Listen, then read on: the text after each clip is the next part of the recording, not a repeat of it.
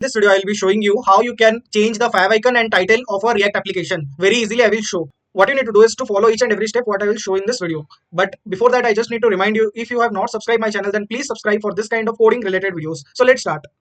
First of all, you have to open your React application. This application is made in white, so I will be running npm run dev to run my application. But in your case, if you are using a simple React application, not used white, you can run npm start to run it. Okay, so let me open my terminal.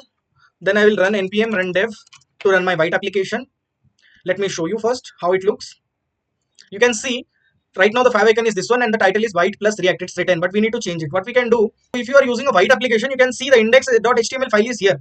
But if you are using React application, which is created by npx create react app, then what you need to do is to go to your public folder, and there you will find index.html, a file like this. Then what you have to do is change this one to whatever name you have. Like I will change it to webcoder Abhishek.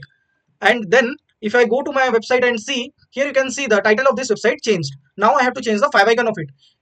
Here you can see this line is already written in white application. If this line is not written, what you can do is to write link, then write colon, then write favicon.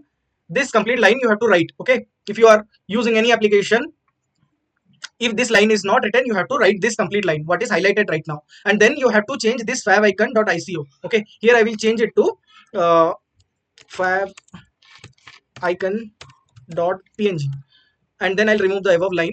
Okay, and this is available in this public folder favicon.png. I already have there, so I just linked it, and right now you can see this favicon is also changed.